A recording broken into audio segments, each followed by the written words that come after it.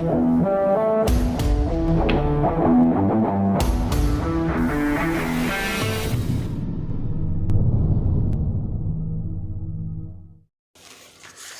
bro and sis, kembali lagi bersama saya, Ketut dari Pro Tuner Motorcycle Bali. Dan seperti yang sudah kita janjikan di video sebelumnya, yaitu kita akan melanjutkan proses pemasangan proyek KLX 230 yang kita borap jadi 300. Jadi kemarin kita sudah sampai di kopling ya, ini bagian kopling, jadi kita tinggal melanjutkan untuk pemasangan per, ini rangkaian pernya nih. Ini ada per kopling atau clutch springnya ada 6, dan di sini ada plat penekan pernya. Jadi proses pemasangannya ini gampang banget nih. Yuk langsung kita pasang aja nih.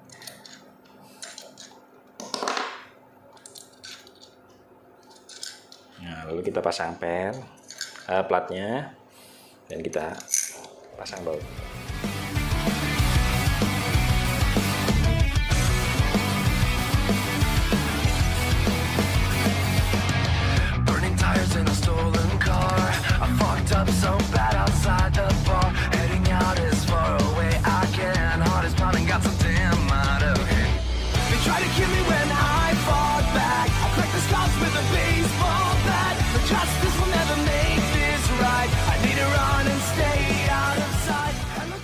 Nah, jadi proses pemasangannya kita kencangkan 3 dulu secara merata ya, untuk menghindari plat penekan di dalam patah.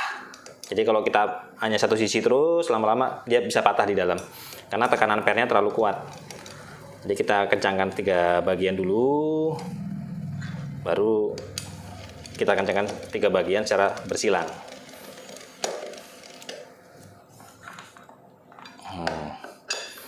Setelah itu kita kencangkan.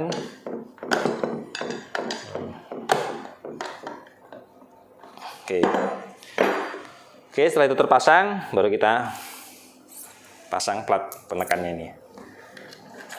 Nah, jadi bagian ini nanti yang akan ditekan oleh stud kopling ini.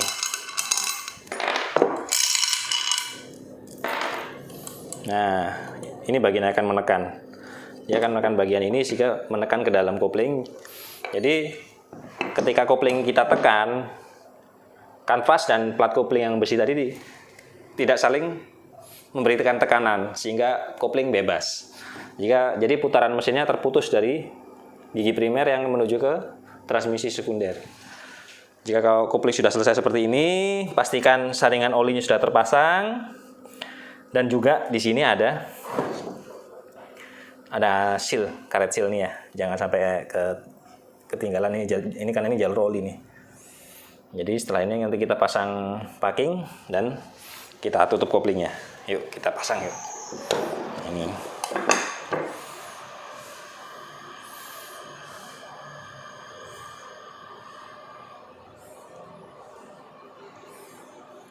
Nah, ini. Ingat jangan sampai jatuh ini. Juga ada dowel pinnya, pastikan terpasang dengan benar, lalu kita pasang. Nah, oke, dan jangan lupa di sini ada dudukan untuk kopling.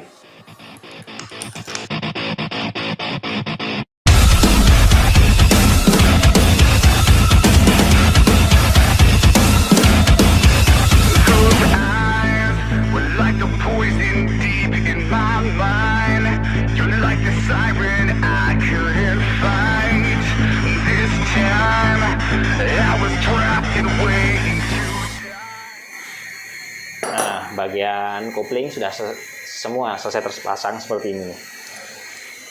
Oke, selanjutnya kita beralih ke sisi magnet. Oke. Ini kita copot-copotin dulu.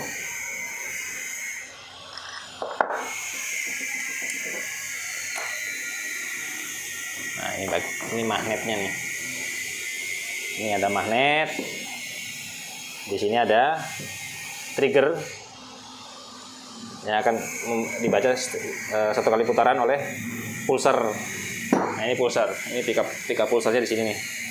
Dia akan ketemu dengan trigger ini dan membaca putaran daripada magnet. Dan selanjutnya akan mengirimkan signal ke ECU untuk kemudian diterjemahkan ke ECU. Lalu ECU akan mengirimkan debit bahan bakar, waktu pengapian sesuai dengan perintah dari sensor-sensor ini. Jadi untuk pemasangan ini yang perlu pertama kali dilakukan adalah memasang rantai mesin atau timing chain. Nah, ini.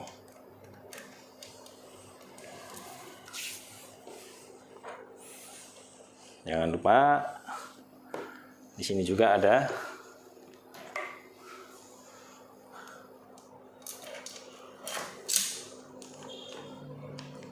batang tensionernya nih untuk menegangkan rantainya nanti, atau tensioner dampernya. Ini damper, karet dampernya.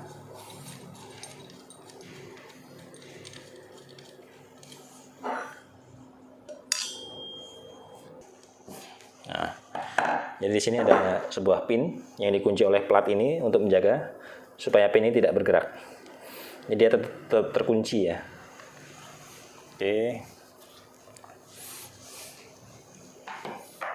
Jadi selanjutnya di sisi lain juga terdapat damper yang lain nih.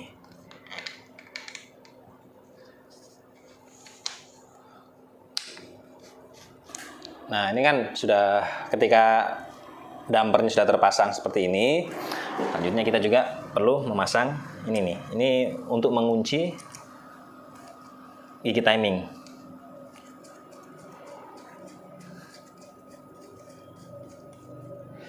Jadi plat ini berfungsi ketika kita sedang melepaskan silinder dan silinder head, rantai tidak terlepas dari gigi ini, jadi ditahan oleh gigi ini untuk menjaga. Ini fungsinya plat ini.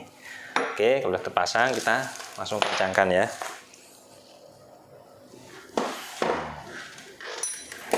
Oke, ini. Oke.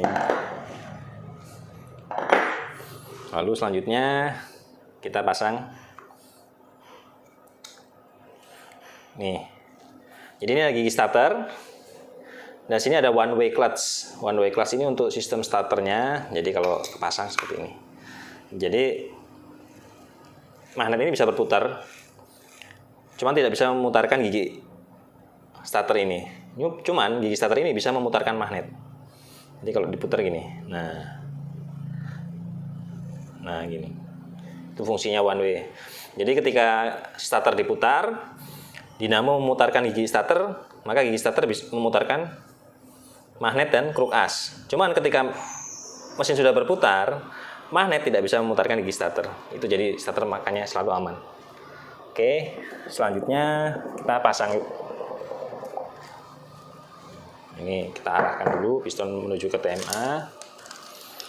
Jadi di sini ada spy nih atau pin untuk mengunci kruk as dan magnet. Jadi di sini ada alurnya tuh. Nah ini, jadi alur ini harus sesuai dengan posisi sepi tadi. Tuh kelihatan kan? Nah ini kita pasang. Nah, tuh kalau udah terpasang seperti itu. Nah lalu kita pasang mur magnet, baut magnetnya.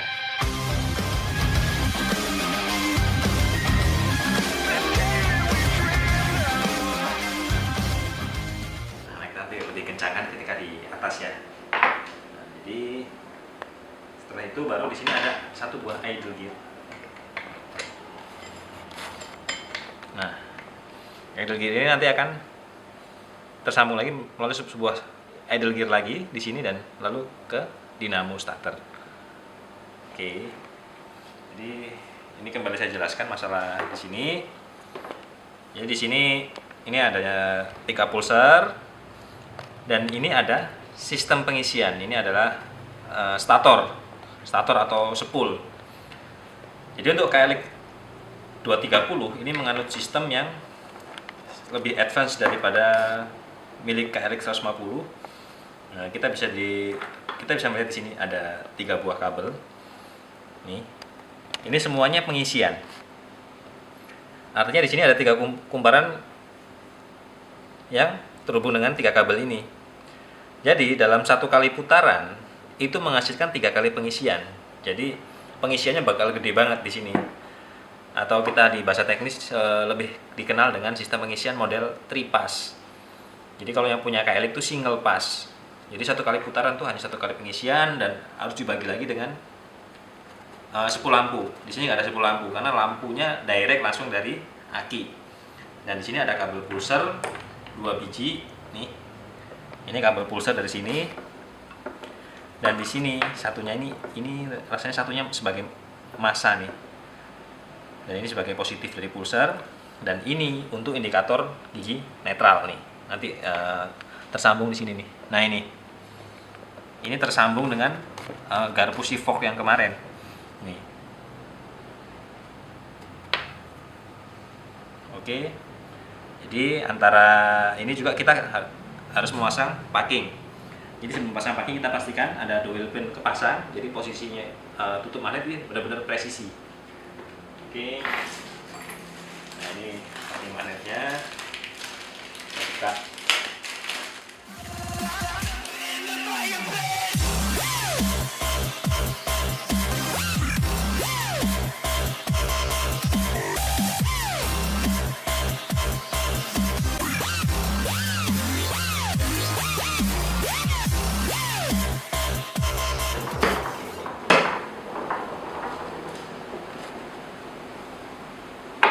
Nah, kita bisa lihat sisi gigi idle tadi tuh. Dia posisinya terkunci oleh tutup ini dan crankcase. Nah, selanjutnya nanti di sini ada gigi penghubung lagi. Kita masukkan seperti ini nanti. Nah, itu nanti ya. Jadi sekarang kita pasang dulu.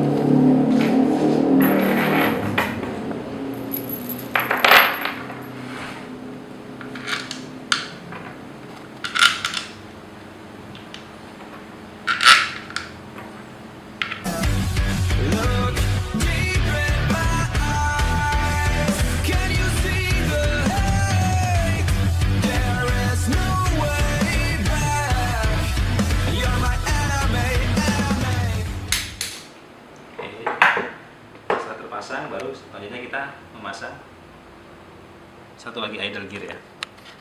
Idle gear yang ini akan terkoneksi dengan idle gear yang dalam dan nanti yang bagian luar ini akan terkoneksi langsung dengan dinamo starter. Nah, kita pasang seperti ini, kita pasang.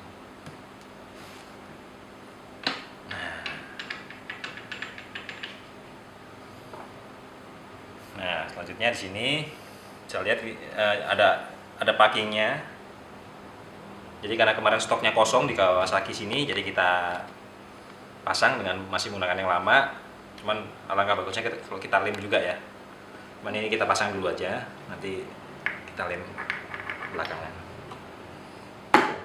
Untuk menjelaskan ke pemirsa gimana sih proses pemasangannya.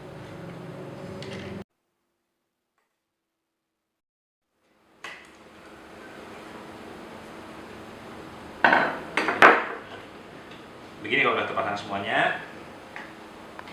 Oke, dan ini nanti kita sebelum pasang piston, nanti kita akan membuka bagian ini. Jadi kita akan menjelaskan di mana sih posisi magnet yang sebenarnya, tandanya yang mana. Dan selanjutnya kita akan memasang piston, memasang silinder, dan nanti kita akan jelaskan ukuran daripada piston yang kita gunakan, kita pemotongannya berapa. Oke, yuk kita lanjut. Nah, ini piston yang kita gunakan. Jadi sebelum terpasang akan saya jelaskan nih. Untuk tipe pistonnya kita menggunakan diameter 76 mm nih, 76 mm. Nih, ya kelihatan 76 mm. Untuk pinnya itu diameternya 16 mm. Jadi kalau kita cari persamaannya, pin 16 ini sama dengan milik Kawasaki Ninja 250R dan FI yang lama, ataupun dengan Yamaha Scorpio. Pistonnya sama. Cuman di sini jarak dari posisi pin menuju ke atas untuk yang versi standarnya ini pendek banget, jadi cuma 12 milian tuh, bisa lihat ya, 12 mili tuh. Jadi teknologi motor-motor baru itu posisi pistonnya ini pendek-pendek banget nih, dari posisi pin ke sini, dan ringnya tipis-tipis banget. Jadi ini untuk mengurangi bobot piston dan kecepatan piston nanti lebih baik dibandingkan dengan yang pistonnya berat. Ini untuk pistonnya sendiri kita menggunakan produknya BRT. Dan untuk sisi dome, ini sebenarnya sebelumnya ini pistonnya piston mentah. Pistonnya ini sebelumnya dome-nya tinggi banget, ada sekitar 5 mili di atas ini. Cuman udah kita pangkas bagian sini, dan di bagian tengah kita bikin berongga. Ini untuk mengurangi volume, untuk menambah volume ruang bakar. Jadi memang karena KLX 230 ini masih menggunakan sistem pendinginan udara, jadi kita tidak mematok kompresi yang terlalu tinggi karena nanti cenderung panas. Apalagi KLX hanya menggunakan pendinginan dari udara dan oli kan. Jadi kadang-kadang kalau kita masuk ke single track di sebuah tracknya lembah ataupun yang panas, ketika mesin motornya nggak bergerak banyak, cuman RPM-nya cenderung tinggi, misalnya masuk ke lumpur atau kemana, itu mesin bekerja sangat keras banget. Jadi kita nggak mau mematok kompresi terlalu tinggi. Bayangin aja kalau kompresi terlalu tinggi, panasnya kayak apa. Sedangkan dia mengandalkan hembusan angin. Hembusan anginnya dari mana? Kan nggak ada. Kalau misalnya kita menggunakan pendinginan yang liquid, itu liquidnya masih bisa bekerja, dan biasanya ada kipas pendingin radiator. Jadi untuk kompresi kita hanya mematok perbandingan kompresi 10,5 banding 1. Jadi tidak terlalu tinggi banget. Jadi kita juga masih menggunakan klep dengan diameter yang asli karena kita rasa sudah cukup mumpuni. Karena kita hanya mengejar torsi aja ya. Jadi kita tidak memperbesar klep. Lalu untuk silinder, ini silinder originalnya. Jadi kita perbesar, dan saya memasangkan silinder sleeve. Kita masang sebuah sleeve nih, atau liner, bahasa bengkelnya liner. Jadi ini besi dan ini aluminium. Ini ada lapisan besi yang masuk ke dalam ya. Nah itu. Jadi untuk sisi itu kita mengikuti diameter piston. Jadi diameternya 76, dan kalau kita ukur bagian luar, biar. Nah ini diameter luarnya kita 81 mm. Nih diameter luarnya nih. Ini lebih gede banget daripada standar aslinya nih. Dan di sisi lain juga bagian dalam ketinggian ini kita patok di angka 26 mm. Ketinggian dari yang masuk ke bagian dalam crankcase. Karena crankcase sudah diperbesar juga, praktis itu menuntut pembesaran juga pada sisi crankcase. Ini sisi crankcase juga udah kita perbesar sebelumnya nih. Jadi nanti kalau kita pasang udah menutup rapat ya di sini. Nah, oke. Jadi kemarin kita belah total mesinnya, kita copot kruk asnya, semua transmisinya, kita bawa ke tukang bubut dan kita tutup dan kita perbesar ini. Itu salah satu prosesnya. Oke, kita berlanjut ke pemasangan piston dan silinder. Nah, oke, sekarang kita berlanjut ke pemasangan piston. Karena ini piston custom, di sini maka tidak ada tanda pemasangan nih. Kadang-kadang diameter klep juga tidak bisa membantu. Jadi saya kasih trik gimana sih cara ngeceknya. Jadi cara ngeceknya gini. Kita cek jarak dari sini dan dari sini. Jadi kebanyakan piston itu sisi exhaust tuh selalu lebih besar. Itu namanya piston offset. Jadi ketika terjadi ledakan, untuk mengurangi gesekan yang terlalu besar di sisi exhaust. Nah, jadi sisi yang bagian piston sini selalu lebih besar di sini. Jadi jarak yang ini selalu lebih besar dibandingkan dengan jarak yang ini. Nah, kalau seandainya pun ada juga piston yang sama, posisinya benar-benar posisi pin piston ini ada di tengah-tengah. Itu biasanya yang di offsetkan krukasnya. Jadi crankshaftnya di offsetkan. Jadi untuk mengurangi itu tujuannya hanya untuk mengurangi gesekan. Jadi buat kalian yang bingung, jadi habis ini kalau kita piston bawaan pabrik itu selalu ada tanda-tanda panah, tanda titik, ada tanda in, tanda X, tanda in ya berarti ada di in. Cuman kalau piston custom kayak gini kadang-kadang membuat kita bingung. Oh, yang mana yang in dan mana yang X. Jadi patokannya kayak gitu tadi. Ukur bagian posisi pin ke dinding piston sebelah sini dan sebelah sini. Jadi yang lebih besar selalu ada di posisi exhaust. Nah, oke. Langsung kita pasang.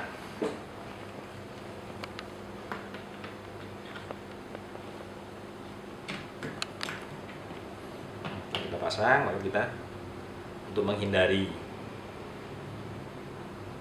ringnya jatuh, lalu kita kasih pengaman di situ.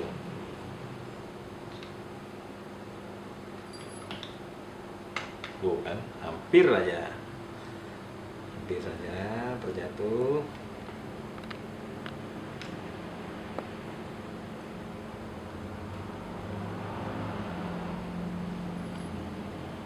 Jadi ini pemasangannya rada ribet.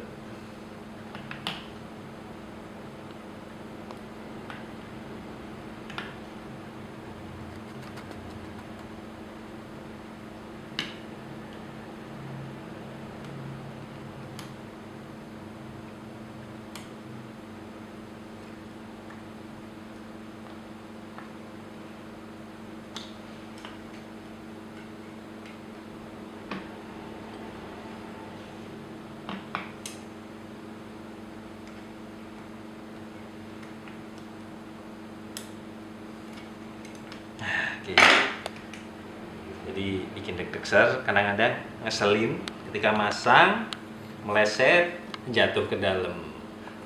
Bayangin kan, kesel banget nggak kayak gitu tuh. Nah, kalau udah selesai terpasang, selanjutnya kita memasang gasket cylinder block. Jadi di sini ada dual pin juga yang fungsinya untuk menjaga posisi blok selalu posisi dan selalu center. Dan sini terdapat packing original yang sudah kita modifikasi. Jadi ini juga sudah kita perbesar. Ya, ini sekarang kita pasang.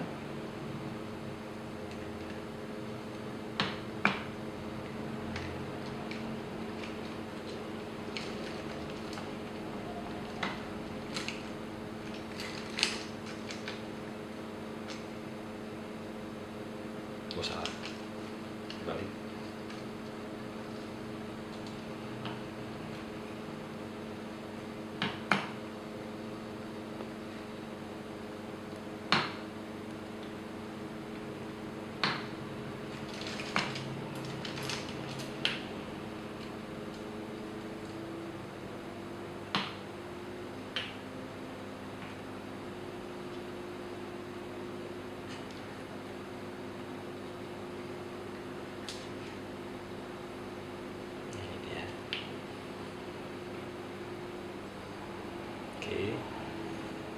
Dan di sini terdapat nih. Jadi tadi oli dipompa dari bawah, sebagian diinjek dari sini nih. Ini bagian diinjek dari sini, dan ada sebagian yang naik ke atas melalui jalur ini, dan melalui pipa ini nanti dia naik ke atas. Dan nanti untuk melumasi bagian silinder head dan rangkaian klep. Oke, kita pasang.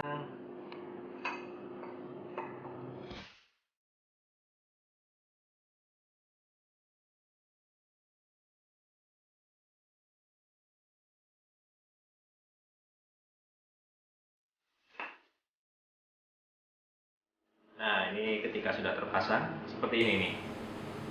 Ini posisi piston ketika benar-benar ada di titik mati atas atau TMA atau top dead center di titik atasnya nih. Dan ini jalur oli yang tadi saya bilang, nanti oli akan mengalir melalui sini dan akan diteruskan ke silinder head dan akan melumasi rangkaian klep dan noken as. Oke, dan untuk gasket, ini gasket saya membuat sendiri dari material tembaga atau koper. Jadi karena ukuran pistonnya ini custom, kita bikin sendiri. Untuk ketebalan packing saya menggunakan ketebalan 0,5 mili ya, setengah mili. Oke, karena ini packing custom, kita pemasangannya harus menggunakan led.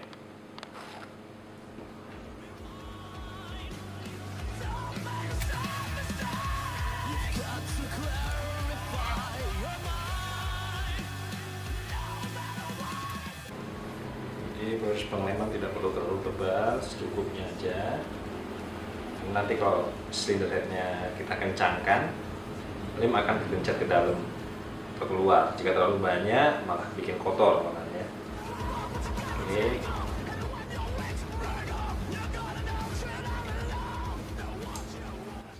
Nah, selanjutnya lalu kita memasang silinder head.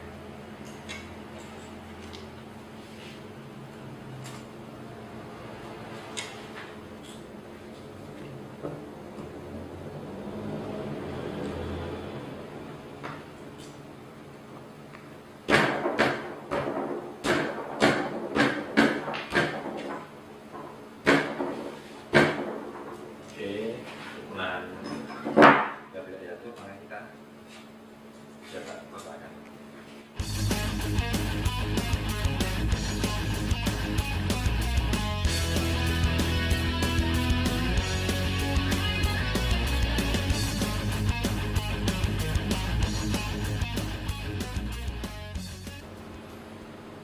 Oke, untuk lebih meyakinkan, biasanya kita menggunakan uji torsi dan tingkat kekencangan mencapai 32 Nm. Nah, jika nanti sudah kita kencangkan, langkah selanjutnya adalah memasang di baut di dua sisi ini.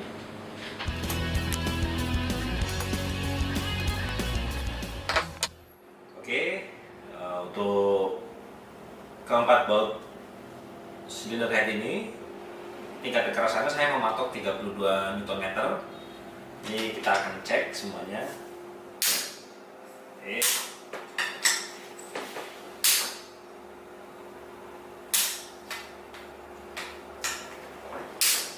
Oke. Dan untuk baut silinder head ini metode pengencangan juga sama, yaitu menyilang. Jadi langkahnya ke 4 baut ini kencengin dulu, baru baut 6 mili yang ada di sisi dengan tingkat kekerasan 10 Newton. Oke, kalau udah selesai sisi sini, berarti bagian silinder sudah selesai. Jadi saya jelaskan juga di sini ada temperatur, sensor temperatur untuk temperatur oli di sini. Di silinder head, dan ini ada intake manifoldnya. Langkah berikutnya adalah kita akan memposisikan piston di posisi TMA. Jadi dari pabrikan Kawasaki sendiri sudah memberikan tanda di sisi sini. Jadi kalau kita buka di sini bisa kelihatan ini. Tandanya kecil banget. Jadi ada huruf T dan berupa garis, dan ini harus selaras dengan coakan di sini nih. Nah, kalau kurang selaras bisa kita putar dengan menggunakan kunci 17 di sini. Nah, ini seperti ini. Kelihatan kan? Ada titik kecil sekali tuh, garis dan huruf T. Itu artinya piston ada di TMA atau top dead center.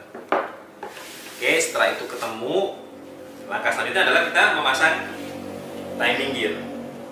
Di timing gear sini ada tanda penyelaras. Nih,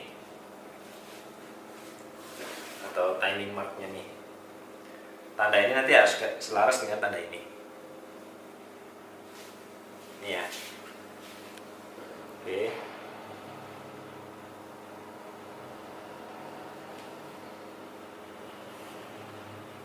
Oke. Pasang.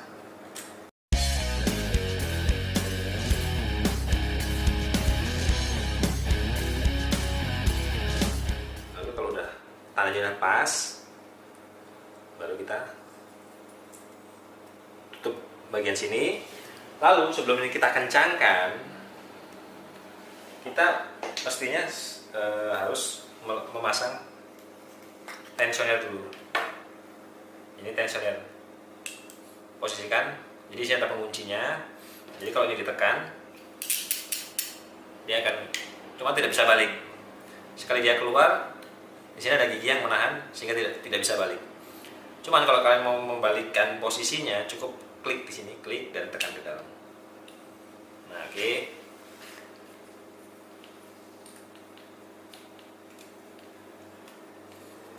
Di sini juga ada gasketnya ya. Oke, kita pasang.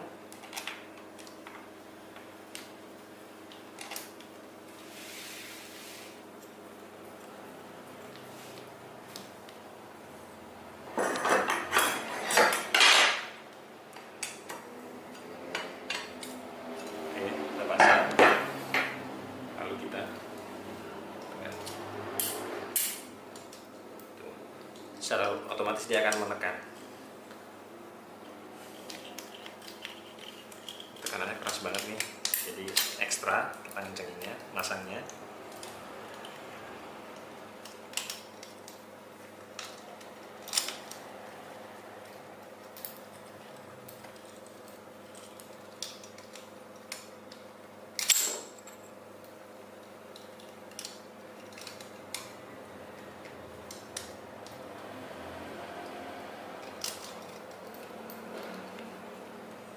Keras banget bro.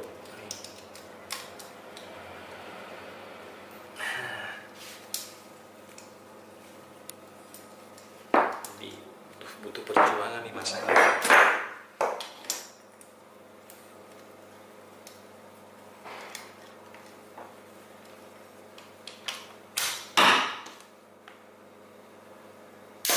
Oke. Nah, di sini udah kencang banget nih. Ya tegang, jadi kita tinggal mengencangkan bawah atas.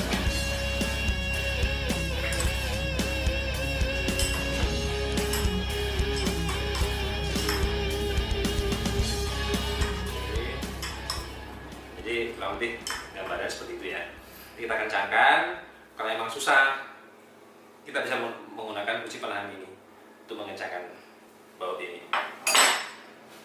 Nah, jadi setelah ini kita akan bisa memasang tutup gigi timing.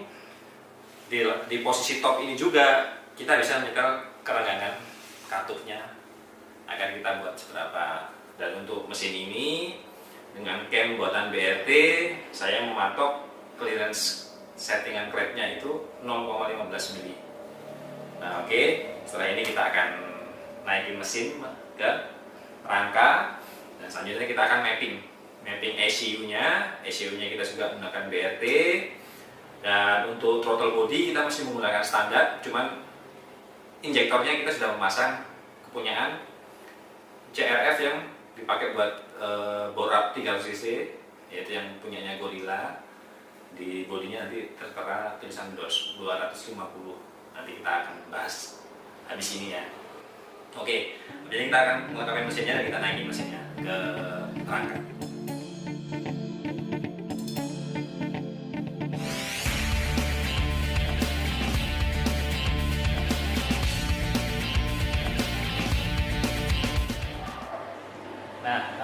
Mesin sudah terpasang dengan baik dan semua baut sudah dikencangkan dan semua perangkat elektrik juga sudah terpasang dengan baik. Cuman injektor sudah kita ganti dengan punya CRF yang untuk bore up 300 cc. Itu juga satu produk dengan BRT, masih produk lansirannya BRT ya. Jadi CRF yang bore up 300 cc itu menggunakan injektor yang sama dan soketnya juga sama, dan kebetulan di dindingnya juga tertera tulisan 250 cc. Cuman ini belum pasti injektornya cocok apa enggak karena kita nggak ngerti. Kita harus cek dulu di atas dyno, kita mapping nanti baru irit atau enggak. Cuman sebelum itu kita isi dulu olinya ya. Untuk oli, saya akan menjajal produknya Total. Ini produk ini sebenarnya familiar di mobil-mobil balap ya, cuman ternyata dia punya oli untuk motor juga. Saya memilih ini karena apa? Salah satunya ini SAE-nya 10 sampai 50 karena KLX berpendingin udara, dan kita kadang-kadang kalau off-road tuh suka ngelewatin tempat-tempat yang single track, yang macet, pendinginannya minimum banget, jadi kita butuh oli speknya lebih tinggi sedikit, karena yang normalnya biasanya menggunakan 1040, ini menggunakan 1050, dan untuk volume olinya 1,2 liter, jadi 1,3 liter sorry. Jadi berhubung ini habis dikuras habis, saya akan mengisinya dengan 1,4 liter.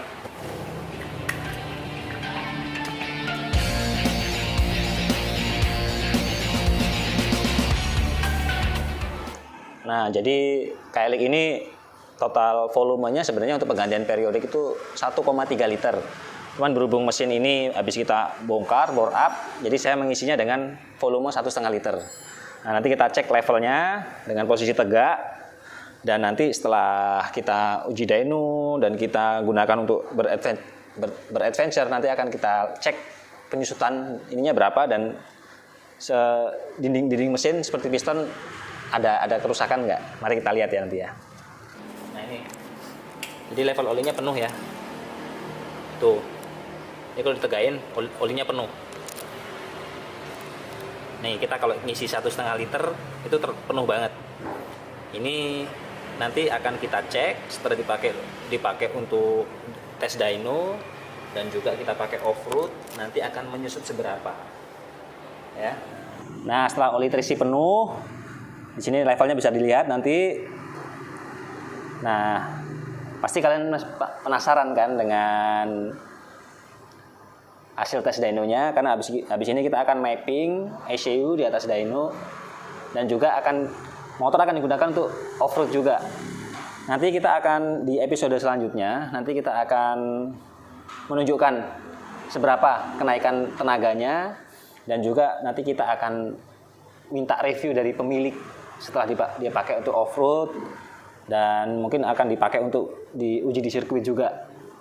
Oke, jangan lupa pantengin terus channelnya Pro Tuner Motorcycle, bunyikan lonceng jadi gak ketinggalan nanti episode yang ketiga ya, dan jangan lupa subscribe ya. Oke, sampai ketemu di video selanjutnya.